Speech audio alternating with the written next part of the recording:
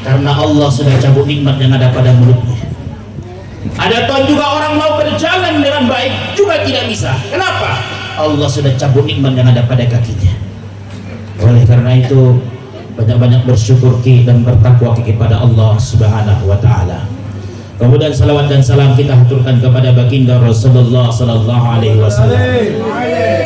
Beliau adalah manusia pilihan Allah Subhanahu wa taala yang insya Allah kalau kita mengikuti sunnah-sunnah Nabi, insya Allah selamat di dunia dan akhirat.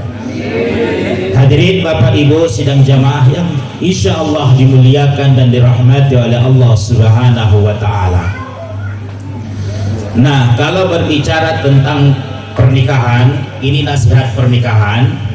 Tentunya nasihat ini bukan datang dari saya, tentunya nasihat ini datang dari agama kita sebagai muslim, sebagai Islam. Apa yang pertama?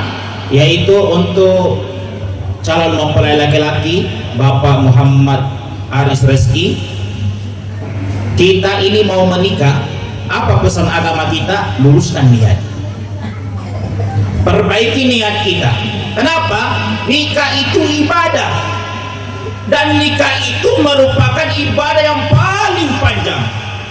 Umrah ada waktunya, puasa Ramadan 30 hari, sholat 5 menit selesai.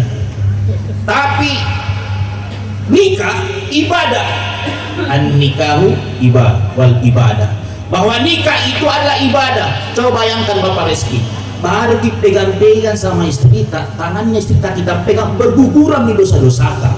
Masya Allah. Makanya besok-besok Bapak Reski sudah sah, sudah ijab kabul, pegang-pegang lalu istri kita, cengki malu-malu. Baru itu dipegang, belum lagi ke kalau pokoknya mati si tangnya. Ya. Kemudian luruskan niat, niatkan untuk ibadah. Kemudian ada yang tanya sama saya, Nabila Ustaz, apakah resepnya supaya itu istri tenang di rumah? Saya bilang ada resepnya. Apa resepnya? Coto. Tapi bukan coto yang dimakan. Apa itu coto? Cintai istrimu dengan setulus hati. Iya. Karena kenapa? Bayangkan kalau pengantin baru Muhammad Aris Reski, kalau masih pengantin baru itu ibu kakinya tersandung di batu. Coba, aku bilang, kenapa sayang? Enggak kenapa Jaki. Coba, itu masih pengantin baru. Coba kalau sudah 2-3 anak, begitu tersandung kakinya di batu, apa nak bilang? Suaminya, di mana lu simpan matamu dong? Coba, apalagi kalau masih pengantin baru. Pokoknya kalau pengantin baru Pak indah-indah. Kalau istrinya kentut, coba, apa nak bilang suami? Harumna. Iya toh? Coba kalau sudah 2-3-5 anak, begitu kentut, apa dia bilang suaminya? Mak rajin sih. Coba. Nah, makanya perbaiki niat.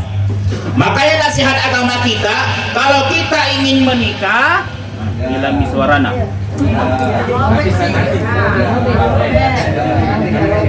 Cek. Saya kira kode ini disuruh turun. Ya.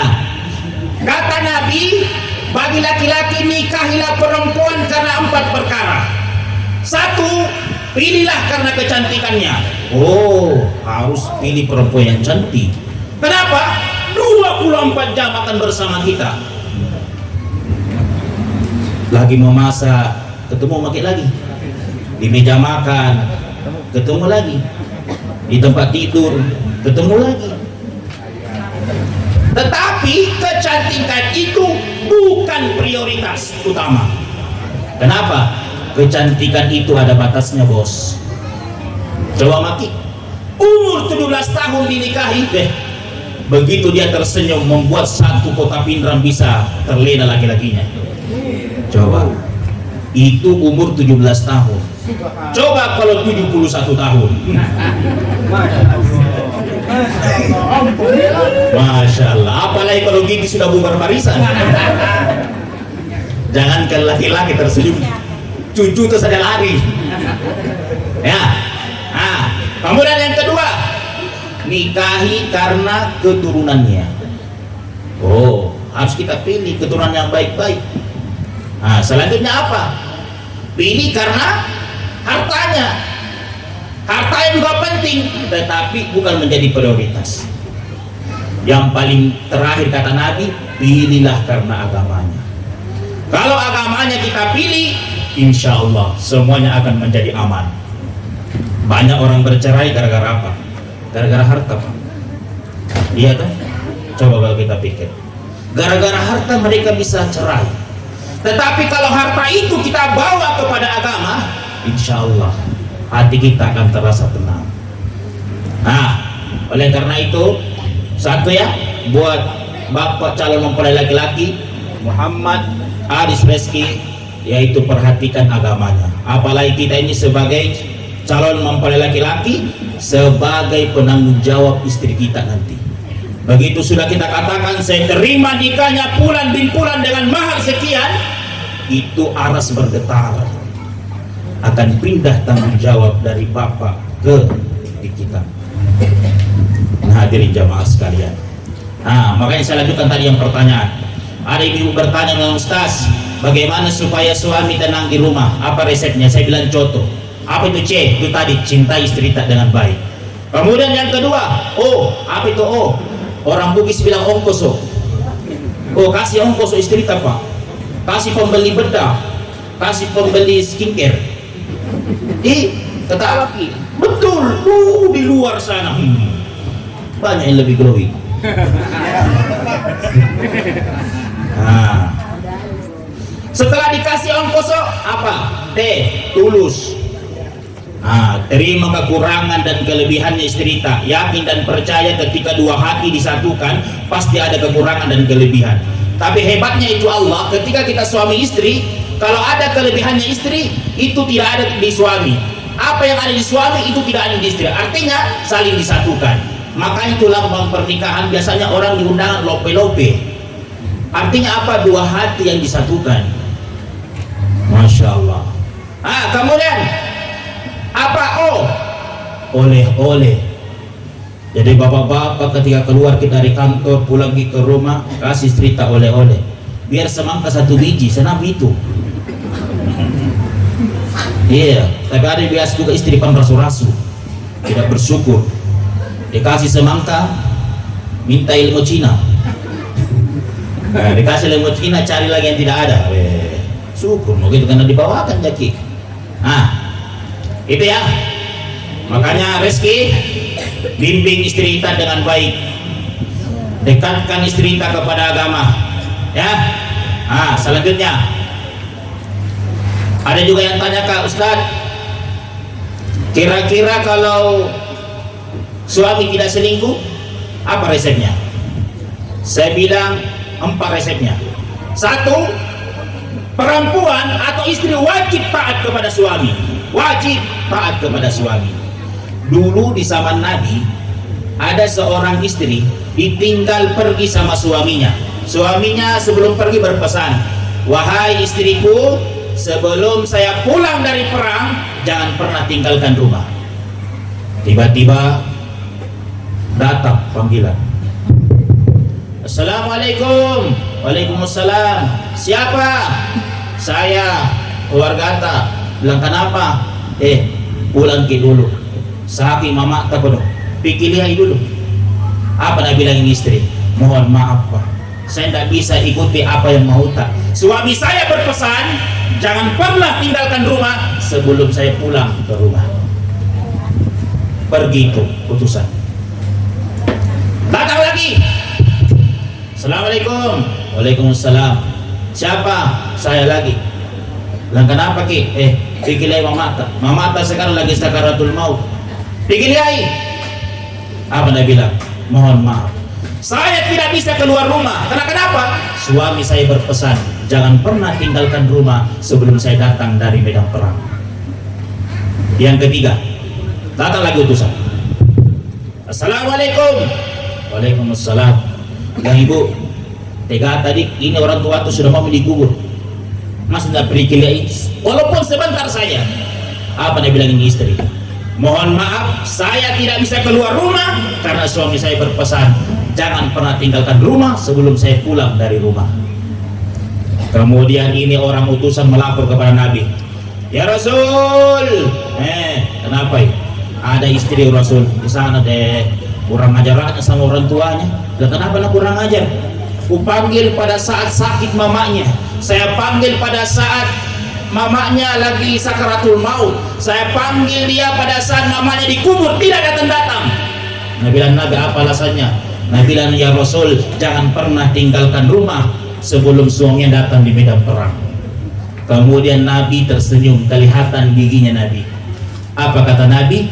Demi Allah, diampuni dosa-dosanya ibunya yang meninggal dunia, orang tuanya, karena dia memiliki anak yang taat kepada suaminya. Alhamdulillah. Resep yang kedua apa?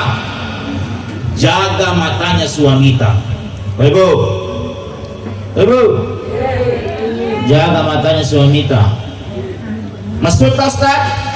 Maksudnya kalau hari ini saya lihat ibu-ibu semua cantik, itu Tommy juga kita bawa di tempat tidur. Jangan kalau di tempat tidur depannya suamita, daster 3 hari 3 malam tidak pernah cuci nak pakai, kelihatan kanipanya, robek-robek bajunya, sakulut Tommy juga, baru kelihatan tali-talinya sedikit. Nah bilang suaminya, bu, perbaiki saya itu kasih kelihatan gitu. Apa Nabi bilang istrinya? Pak, jangan lihat ini, yang penting rasanya bu. Ya, makanya jaga matanya suami kita. Karena kadang banyak di luar sana godaan, termasuk saya banyak godaan. Normal bos. Ustadz juga manusia, bukan malaikat. Udah tuh. Ya, setelah jaga mata, apanya lagi dijaga? Perutnya. Maksudnya makanannya. Kalau istri, kalau suami suka makan tahu tempe, masakan terus tahu tempe suamita.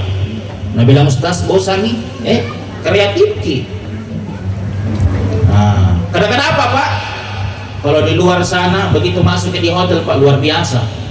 Begitu masuk ke di hotel pelayanannya, baru masuk, selamat pagi atau selamat siang, selamat malam. Baru duduk langsung ditawari, Pak mau minum kopi atau susu? Coba bayangkan ibu-ibu sekalian, kalau ibu-ibu begitu juga sampai ke rumah, datang suami dari kantor, kita langsung kita tawari, Pak apa kita suka, kopi atau susu?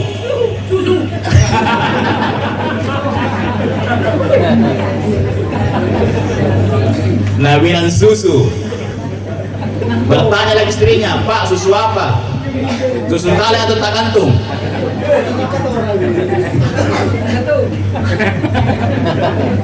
Nah bilang yang saset mau, itu mau kita buat. Alhamdulillah. Nah, matanya sudah kita jaga, perutnya, makanannya sudah kita jaga. Apa yang terakhir yang perlu kita jaga? 1 jengkal dari pusat ke bawah. Kita tahu itu bu. Iya perlu dijaga itu Pak. Ibu-ibu juga perlu dijaga. Kalau suami tak mau pergi kantor, tanya Meme, Pak sedekah. Insya Allah kalau suami tak senantiasa dikasih sedekah tiap pagi, insya Allah tidak selingkuh ibu. Kenapa Ustaz? Lobe di keluar. Ada mengangkat jempol di sana. Nah. Cocok ya? Hadirin jamaah sekalian. Ya. Kemudian yang selanjutnya, buat Muhammad Rizki, ketahuilah bahwa kalau sudah menikah ini bertambah orang tua. Yang tadinya orang tua tak 2 bertambah lagi jadi 2, jadi 4 sekarang. Intinya harus kita berbakti sama orang tua tak. Jangan pernah kita beda-bedakan antara orang tua kita dengan mertua kita. Perlakukanlah mertua kita laksana dengan orang tua kita. Jangan pernah dibeda-bedakan. Kalau orang tua yang kita beda-bedakan, maka sakitnya tuh di sini. Ya, harus wajib taat kepada mertua. Kemudian sampaikan juga kepada istri kita, wahai istriku, saya ini sebagai anak laki-laki, bagaimanapun juga saya wajib taat kepada orang tua saya. Jangan pernah menghalangi saya untuk berbakti kepada ibu saya. Nah, tapi biasanya kulihat di kampungku, biasanya kalau ada sudah menikah, mertuanya tidak nasuka. Begitu datang istrinya, orang tuanya, itu istrinya di kamar, bengkok muka. Datang lagi bapakmu, kau tahu itu bawa ibarat 1 karung, bulan nanti 700.000. Ya, kalau ada istri-istri begini, ini istri-istri yang tidak dirindukan oleh surga. Nah, hadirin jamaah sekalian, makanya berbakti sama orang tua tak. Demi Allah, meskipun rajin ke masjid, puasa Ramadan 30 hari, sholat duha rutin, sholat tahajud lancar, tapi kalau durhaka kepada orang tua, tidak guna-gunanya. Tidak ada artinya itu. Kata Nabi, jangankan masuk surga, baunya saja surga diharamkan baginya. Masya Allah. Dulu ada sahabat Nabi namanya Alqamah. Ini Alqamah dikenal rajin ibadah, Bu. Di mana Nabi berdakwah, di depan ada ini Alqamah. Di mana Nabi jadi imam, di belakang ada ini Alqamah. Singkat cerita, sayang 1000 sayang, begitu dia sakaratul maut, dia tidak bisa mengucapkan kalimat la ilaha illallah. Ada sahabat tuntun, Alqamah, ikut. La ilaha illallah. Apa dia bilang Alqamah? La, tidak bisa. Akhirnya kejadian ini disampaikan kepada Rasul. Ya Rasul, ya ada sahabatmu ya Rasul, heran saya rajin ibadah ya Rasul, tetapi tidak bisa mengucapkan kalimat la ilaha illallah. Kata Nabi, kalau begitu Pak, sama-sama ke rumahnya. Datang Nabi, duduk di samping kanannya, lalu kemudian Nabi talqin, la ilaha illallah. Alqamah hanya mengatakan la, tidak bisa. Nabi penasaran, ada salahnya nih sahabat, tidak mungkin dia rajin ibadah tetapi tidak bisa mengucapkan kalimat la ilaha illallah. Disebar intel, dicari informasi. Apa hasilnya? Oh, ternyata ia Alqamah, itu Alqamah semenjak dia sudah menikah tidak pernah menajimu orang tuanya. Nah, orang tuanya merasa sakit hati. Kata Nabi, kalau begitu hadirkan ibunya Alqamah. Datang. Oh ibu, ini anak Alqamah sakaratul maut, tidak bisa mengucapkan kalimat la ilaha illallah. Mungkin ada salah bersama kita. Apa Nabi bilang mamanya Alqamah, ibunya? Ya Rasulullah, Alqamah itu kurang ajar.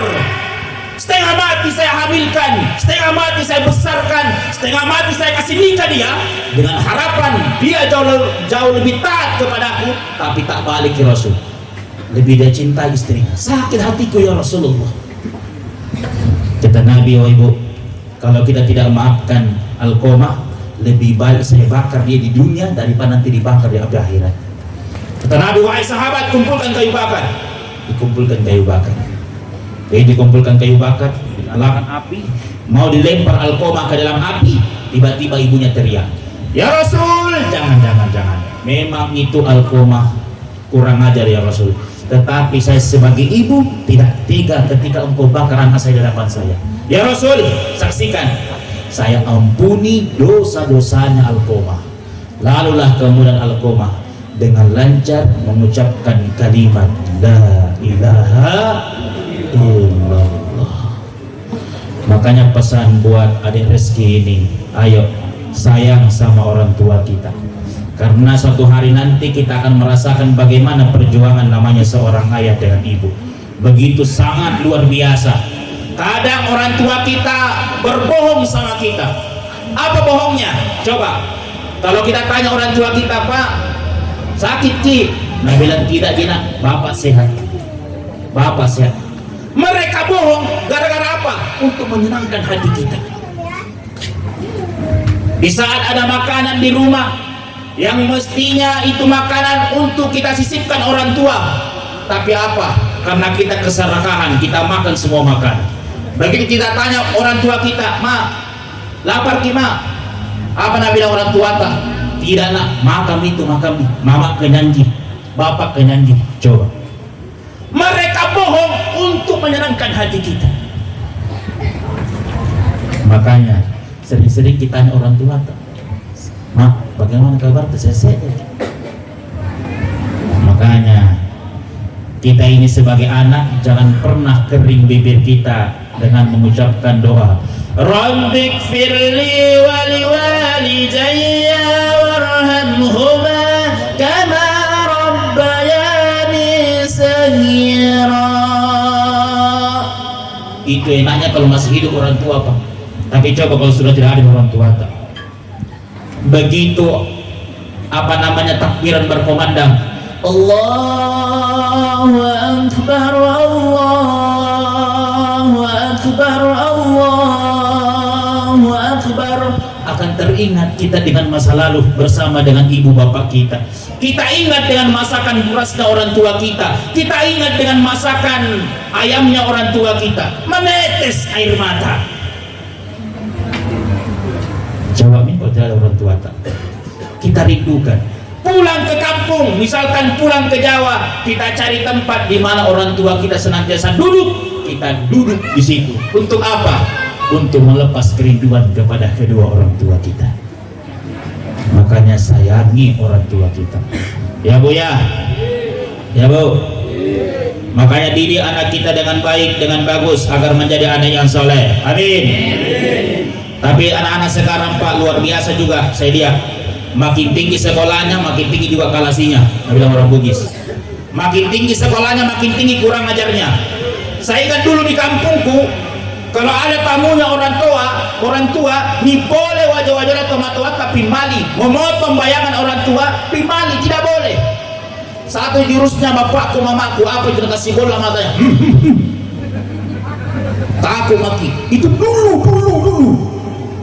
Coba sekarang, coba maki ada tamu tadi di rumah, itu anak tak lewat saja. Begitu kita kasih bola mata, awas kok. Apa Nabi bilang, Bapak kenapa bola mata tak? Coba, anak sekarang kok. Pada tahun juga ceramah takziah di Makassar, di Aspol, saya cari alamat. Ada anak saya panggil, Dek, sini. Bilang apa Ustaz? Di mana sih alamatnya orang yang meninggal dunia? Apa Nabi bilang sama saya, Ustaz kamu nanya, kamu bertanya-tanya. Gue bilang dalam hati, ini anak mau saya pukul. Kemudian saya nasihati deh, tidak apa-apa komen TikTok, main Facebook silahkan. Ya, kalau teman sebayamu kau bilangi begitu, kamu nanya, kau bertanya-tanya itu wajar, teman sebayamu. Tapi kalau Ustaz kau bilangi begitu, kita serius bertanya, kamu nanya. Dengan ekspresi bagaimana gitu. Masya Allah. Ya, makanya didik anak kita dengan baik. Jadi anak kita anak yang soleh. Nah, selanjutnya, poin selanjutnya untuk ada rezeki, yakin dan percaya bahwa kalau kita menikah jangan pikir enak-enaknya saja. Pasti akan ada masalah. Ya, pasti akan ada saja masalah. Tidak ada itu rumah tangga lurus, tidak ada. Pasti ada masalahnya. Kalau kita punya masalah, apa janji Allah? Ya ayyuhalladzina amanu ista'inu bis-sabri was-salah. Wahai orang-orang yang beriman, jadikanlah sabar dan sholat sebagai penolongmu. Misalnya istrinya nanti adik rezeki ini marah-marah, diam saja. Sabar ya. Ustaz tidak bisa sabar, bagaimana solusinya? Sembahyang kita, minta sama Allah, mudah-mudahan Allah bisa membolakkan hatinya. Ya muqallibal qulub sabbit qulubuna ala dinika wala ta'atik. Ya Allah, tetapkanlah hatinya kepada agamamu dalam ketaatanmu. Ya, suruh istri tak pergi sholat. Ya, buat ibu-ibu juga, banyak juga pergi sembahyang, Bu. Ya, Bu. Ada yang tanya ke ibu-ibu, bilang, Ustaz, ada hadis Nabi perempuan kakaknya di rumah. Ya, cocok, betul. Tapi hadisnya itu ada sebabul urutnya. Dulu, kalau ada perempuan pergi sholat, belum sampai di masjid diperkosa di tengah jalan. Itu dulu, makanya Nabi katakan sholat di rumah mati. Tapi sekarang banyak polisi, banyak tentara, begitu mati juga sembahyang. Apalagi kalau umur sudah 70-61 tahun, sholat di masjid. Insya Allah tidak ada perkosa ki. Kalau ada perkosa ki, berarti laki-laki buta warna itu. Ya toh? Kan enak tuh gitu Pak kalau sholat di masjid, ya toh? Kalau sholat di masjid kita tidak pernah salah. Tapi kalau sholat di rumah banyak gangguan. Utamanya saya Pak. Kalau saya sholat di rumah, baru takbir, Allahu Akbar. Kadang saya lupa, ini sudah tahiyat pertama atau terakhir. Bagaimana ini? Kadang saya lupa, itu saya atau kalau kita mungkin aman. Yang kedua, gangguannya apa? Kalau saya sholat di rumah, tiba-tiba ada anak kecil saya, begitu saya ruku, Allahu Akbar, dia naik di belakang saya. Tidak mungkin saya langsung sampai Allahu liman hamidah, jatuh dia. Saya turun. Yang ketiga, gangguannya apa? Kebetulan kita punya tetangga tidak pengertian. Sholat maghrib kita di rumah, Allahu Akbar, Bismillahirrahmanirrahim, Alhamdulillahi Rabbil Alamin, Ar-Rahmanirrahim, Maliki Yaumiddin. Tetangga rumah tak kasih putar speakernya, kasih besar suaranya. Nah putar lagunya Saruka. Apa lagunya Saruka? Boleh curia, boleh kanggena, hamai ho gaye teri sajana. Kita yang di rumah sholat berubah nih, iyyaka na'budu wa iyyaka nasta'in. Iya toh?